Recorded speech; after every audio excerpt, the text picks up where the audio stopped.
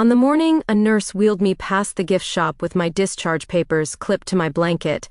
My son's empty promise felt heavier than the IV pole. He forgot me, and in the space he left, a different kind of mother stood up. By sunset, I was on my porch in Columbus, Ohio, bruised from surgery and a budget rental idling at the curb, holding a key that no longer turned. Someone had changed my locks, and the house I paid for didn't know me anymore. You're watching Revenge Files. Subscribe for a new twist daily. I'll start with the sound of the nurse's smile when she said, "You're good to go, Linda." It was March 12, 2024, a Tuesday. I had a bag of prescriptions, a paper packet thick with instructions, and the shaky strength of someone trying to look strong. My son, Ethan, had texted OMW at 9:13 a.m., then again at 9:41, traffic. At 10:20 my phone stopped buzzing. I waited in the hospital lobby under a framed photo of sunflowers. It was quiet except for a TV whispering weather, and the wheels of other people's lives rolling by. At 11:05 I called him. Straight to voicemail. At 11:26 I called again and heard his recorded smile say my name like it was a joke. I tried Brooke, my daughter-in-law. It rang and rang. The volunteer at the information desk watched me read and reread the discharge papers. My surgeon's neat handwriting had circled "no lifting" twice. I had been a school librarian for 29 years. Circles mean pay attention. I paid attention to the clock, and to the sudden, cold understanding that no one was coming. I ordered a rideshare. It canceled. Surge pricing, the screen apologized, as if the weather could apologize for people. I walked to the curb with my bag and rented a compact at John Glenn. $39 a day plus the kind of insurance you buy when you're too tired to argue. The clerk handed me keys and looked away when he saw the hospital bracelet. The car smelled like someone else's coffee. I drove the familiar streets home, Carl Road to Morse, Morse to Indianola, then south, the map of my life. I thought of Ethan's fifth-grade play when he'd forgotten his lines and I'd mouthed them from the front row until he found his voice. I thought of Brooke's first Thanksgiving at my table, the one where she said my cranberry sauce was vintage, and we all pretended she meant it kindly. When I turned onto Alden Avenue, the elm trees were still winter bare. My small blue bungalow sat in the middle of the block, clean as a book's spine. I parked. I climbed the steps slowly, feeling every stitch. The key met the lock with that tiny metallic kiss, and then it stopped. The deadbolt was new, satin nickel where mine had been brass. A different brand, a different heart. I tried again. The key wouldn't turn. I set my bag down and peered at the frame. Fresh screw heads. A little gray smear where someone had wiped away pencil marks. I looked up and saw a square of tape residue at the top of the door, where my spare had always lived under a fake wooden bird. The bird was gone. I called Ethan again. Then Brooke. Then the neighbor across the street, Mrs. Haynes, who had watched him skateboard with his helmet dangling like a loose thought. She opened her storm door a crack and said, "Honey, I thought you were with them." "With who?" I asked. She swallowed and looked over my shoulder. "They moved some boxes here. Yesterday, the boy, what's his name, Max, rode his scooter up and down, and the man with the tattoo, his friend, he put a no trespassing sign in your window. I just assumed y'all were together." I looked at my own living room window. The sign crooked in the lower pane said exactly that, in the cheap black of a hardware aisle, "No trespassing." I stared at the words printed against my curtains. I'm not dramatic by nature. Librarians don't get to be. We guide, we note, we cross-reference. We keep our voices even until the right book finds the right hands. I took a deep breath and dialed 311. The operator said it was a civil matter and suggested a locksmith. "He'll need proof you live there," she said. "He might ask for a civil standby from CPD." I had proof. Property tax bills in my glove box, my Ohio license with my address, a deed I'd framed in my office because the day I paid off the mortgage had felt like confetti in my chest. I called Dawn's 24/7 locksmith, the number Google said was closest. A man named Oscar answered. He said he could meet me in 40 minutes, $165 to open, $100 per cylinder to rekey, he said. "But if there's a dispute, I want a police standby." "One problem," I said to no one after I hung up, pressing my fingers to the new cold metal. They made it a dispute. Except I wasn't going to stand on a porch and be erased. I drove to the 1st District substation and requested a civil standby for a lockout at my address. The officer behind the glass glanced at the date on my bracelet and nodded like he'd seen this before in 100 small ways. "We'll meet your locksmith," he said. "We just keep the peace." I texted Ethan one more time, at the house. The lock is changed. Meet me here now. The bubbles appeared and disappeared.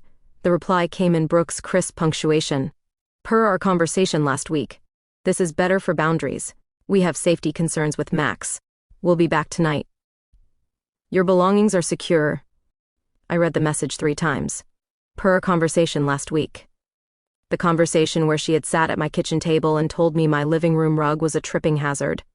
The one where she said, "We need space," while taking up more of mine. The one where she hinted that maybe it was time for a transition plan. Transitions are for bridges and seasons. Not mothers who mowed their own yard and still knew how to reset a breaker in the rain. At 1:05 p.m., Oscar's white van pulled to the curb. The officer's cruiser idled behind it. Oscar was younger than I expected, with kind eyes and cautious hands.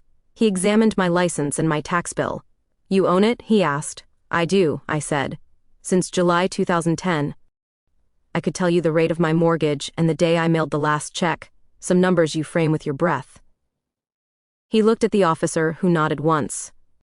"I can open it," Oscar said. "But if they get here and yell, we're done. We leave." He worked quickly. The door opened with a tired sigh, like a friend pretending not to be relieved. I stepped into my own house and smelled lemon cleaner and Brooke's perfume. The living room had been rearranged.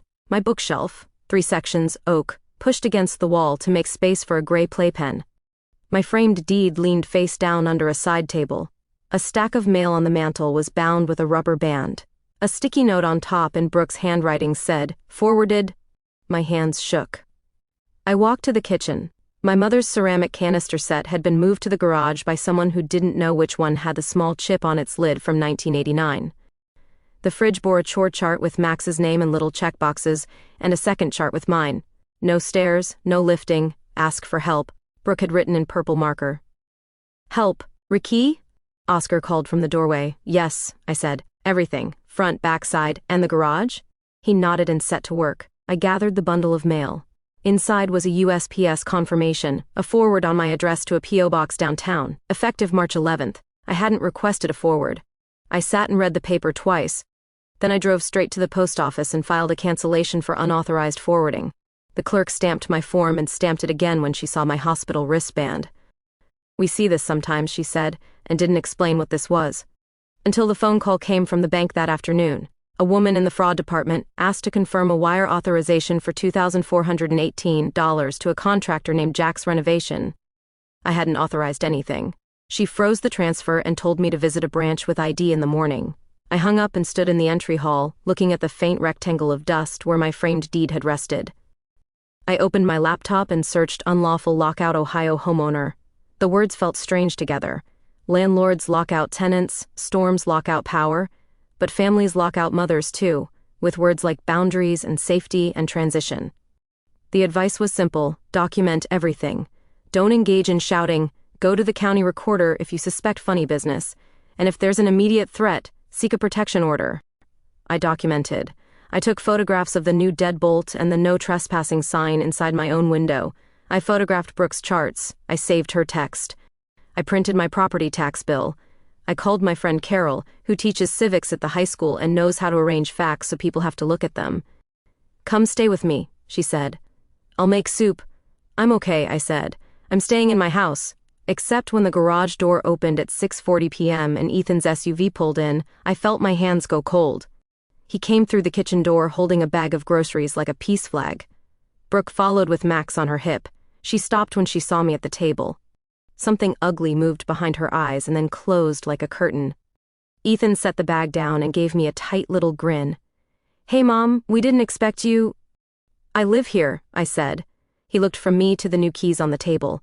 "We had to change the locks," he said. "You fell. We're just trying to keep things safe." "I didn't fall," I said. "I had surgery. You forgot me at the hospital." He flinched. "I got slammed at work." "Brooke?" Brooke shifted Max to her other hip and smiled a hard smile. "Boundaries, Linda. We texted about this. We need to stabilize Max's schedule. You said your doctor wants you to avoid stress. We can't have you up and down all night." "You changed my locks," I said. "It's our house too," Ethan said. "We've been helping with the mortgage. You paid the electric twice," I said. "In 8 months." I didn't raise my voice. I didn't throw plates. I looked at the boy I taught to tie shoelaces and asked a very simple librarian's question: "Where do you think this ends?" He didn't answer. Brooke did. Transition plan, she said. We found you a senior community. We set up a tour for Friday at 2. It's ideal, really, one-level living. Shuttle to appointments. Your name will be on the lease. What about my name on the deed? I asked. She blinked. We'll work that out. The police officer returned when the voices got sharper. He stood with his hands folded and said we needed to keep things civil. I told him I would. I asked Ethan and Brooke to sleep at her mother's that night. I have stitches, I said. I need quiet. He looked ready to argue. The officer tilted his head. They packed a bag in tight little motions and left with Max and a carton of yogurt like the house might starve without it. I locked the door behind them and slid the deadbolt. Then I made tea the way I have since the year my husband died, 2 minutes steep splash of milk. I sipped it at the kitchen table and made 3 lists, what I knew, what I could prove, and what a judge might listen to. In the morning I drove to the bank and replaced my debit card. The teller printed a fraud affidavit for the attempted wire. I signed it and added a copy to my folder. I drove to the Franklin County recorder. The woman at the desk, whose name tag said Mari, showed me how to search my parcel online. I pulled the chain of title. The latest instrument was mine, a satisfaction of mortgage recorded in 2010. No liens, no transfers, clean. I asked how to record a revocation of power of attorney. She slid a brochure across the counter. You'll want an attorney for that, she said. And if you're worried about title, maybe a trust. Just saying. She didn't say why, she was just saying. She'd seen this too. Except I hadn't expected the mid-morning call from a title company I didn't know. Ms. Carver? We're verifying your refinance consent for a cash out on Alden Avenue. The closing is tentative for April 2. We have a copy of your power of attorney naming your son, Ethan Carver. We need your quick confirmation. My what? I said. The room tilted. I didn't consent to anything. She hesitated. We have a POA notarized March 4. I could hear keys clicking. If this is a problem, I'll flag it to our compliance team.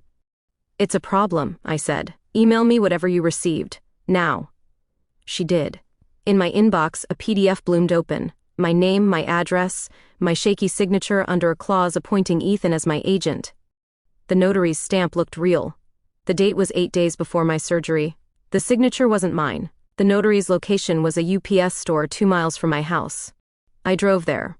The clerk printed the notary's daily log and highlighted the line. The man who had signed as me had shown a Tennessee license.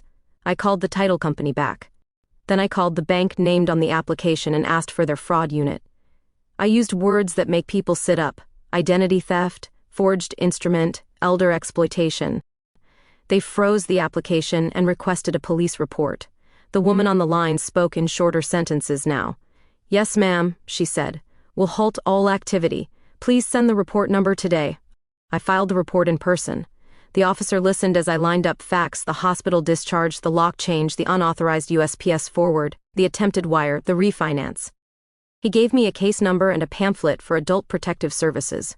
The paper felt like a thin shield. I put it in my folder anyway. Then I called a law office I'd once shelved a fundraising brochure for at the library. Mac Ray and Finch, Elder Law. The receptionist's voice sounded like competence.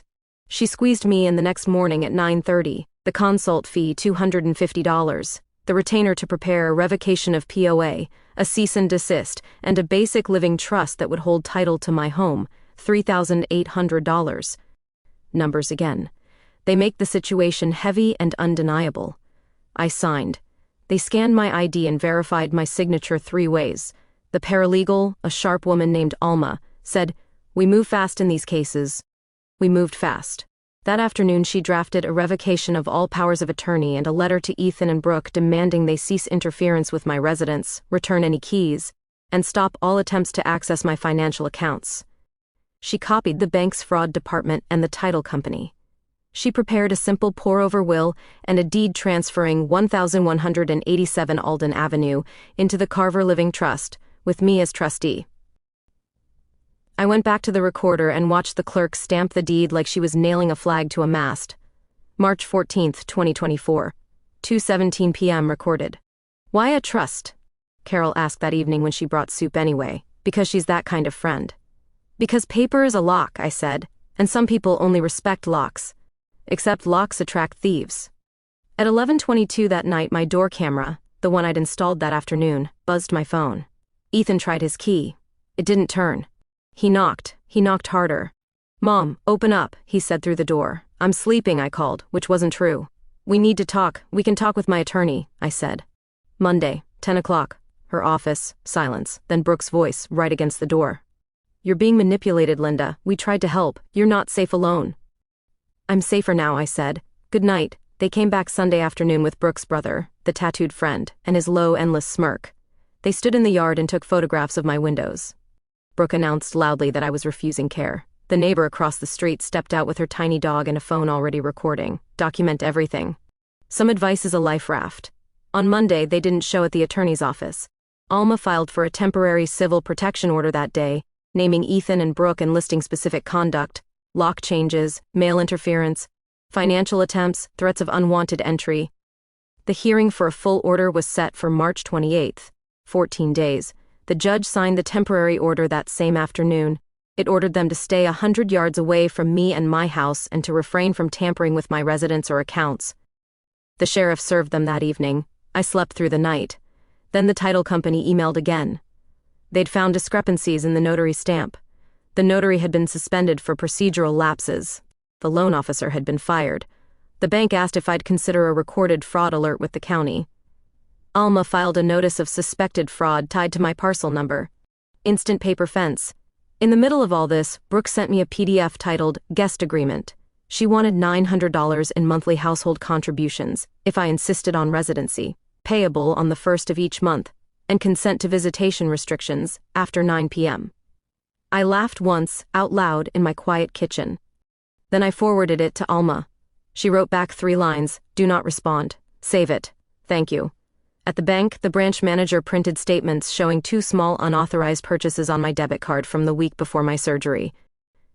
Gas at a station near Brooke's mother's house. A $68 playground set deposit from a big box store. The pattern drew itself. I signed the affidavits. The bank credited back the charges pending investigation. By March 25, my stitches itched and I could lift a kettle without feeling like the sky was pressing down. I swept the porch. I changed the burnt bulb in the hallway. I cooked and ate and read 3 short novels that each managed to find me at the exact chapter I needed. When I slept now, my dreams were in order. On the 28th, I wore a navy dress and low heels to the courthouse because respect is a kind of armor. The courtroom smelled faintly of dust and coffee and the patience of clerks. The judge was a compact woman with sharp eyes. She looked at my folder and then at me. "Miss Carver, I've read your affidavit," she said. "Tell me what happened, briefly." I told her. Discharge day, the lock, the forward, the attempted wire, the refinance application, the charts and purple marker, the midnight knocking, the guest agreement. I kept my voice steady and my sentences short. I handed up photographs labeled with dates. I handed up the bank letters. I handed up the recorders, receipt for my trust deed. I handed up the title company email and the notary log from the UPS store. Paper isn't exciting, but it is relentless. Ethan and Brooke sat at the other table, whispering. They had a young man with them in a wrinkled suit who introduced himself as their attorney. He objected to the trust as overkill and said something about family dynamics, a phrase that should be banned in courtrooms because it smears truth until no one can pick it up. He said they changed the locks for safety.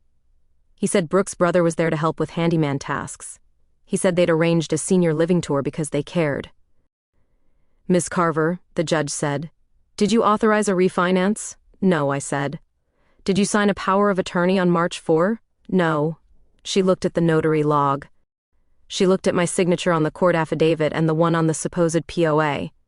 "They don't match," she said, more to herself than to me. Then she turned to Ethan and Brooke. "Why did you redirect her mail?" Brooke started to speak and then looked at her lawyer. He cleared his throat. "There were scheduling concerns," he said. "Packages on the porch, porch pirates." The judge's face didn't change. "That's not how we handle scheduling," she said. "Or mail." She looked at me again. "Do you want them out of the house?" "Yes," I said. The word felt clean. "I want my quiet back." She granted the civil protection order for 12 months. It barred them from my person and property. It required them to return any keys within 24 hours to the sheriff's box. It prohibited them from representing themselves as my agents for any financial activity. She referred the identity theft allegations to the county prosecutor for review. And then she did something that made my breath finally move through me. She ordered a sheriff's civil standby at my house that afternoon for me to change the locks again and inventory any property moved by them without permission. At 2 p.m., the cruiser parked out front. The deputy stood by while Oscar rekeyed everything one more time and installed a reinforced strike plate on the front door. We opened the garage. In the heart of that small echoing space, I found 3 boxes labeled Linda, storage. Inside were my mother's canisters, a shoebox of letters from my husband, and the framed deed, the glass cracked on one corner. I took it out and set it on the workbench. I would reframe it later. The deputy made a short list of items moved and photographed the labels. "Do you want to file for damages?" he asked. "I think I already have," I said, and smiled in a way that surprised both of us. Except there was one more thing. 2 days later, a letter arrived from the Shelby and Rose Title Group. It was an apology, which is rare in print. They enclosed a check for $500 to compensate for any inconvenience caused by our erroneous contact. It wasn't admission. It wasn't enough for what had been attempted. But the paper's weight felt like a small bow. Alma suggested we file a small claims action for conversion and lockout damages, unlawful interference with occupancy. The cap in Ohio is $6,000. We asked for $4,200, the locksmith fees, the hotel where I spent one night early on when the house felt like a trap, the time off work I sub sometimes, and a modest number for the humiliation of standing on my own porch reading a cheap sign on my window. We included Brooke's guest agreement as Exhibit F.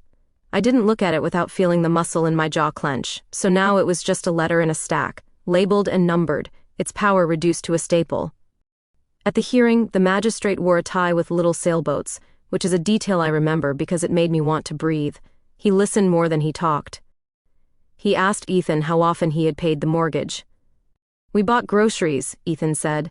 "That wasn't my question," the magistrate said. "How often did you pay the mortgage?" "Twice," Ethan muttered. He asked Brooke why she thought a person could be a guest in her own house. She said something about modern families and care plans. He said, "I'm old-fashioned about deeds." He awarded me $3,680 plus court costs. He wrote that their conduct was high-handed. I don't think I've ever loved a hyphen more. The county prosecutor's office declined criminal charges on the notary mess, insufficient evidence to establish beyond a reasonable doubt, but the bank flagged Ethan's accounts internally. Sometimes consequence looks like a gavel. Sometimes it looks like a quiet in-betweens that changes how doors open for you. They closed the P.O. box. USPS sent a postcard confirming the cancellation of the forward. The notary lost her commission permanently a month later. Alma forwarded me the notice like a little square of closure.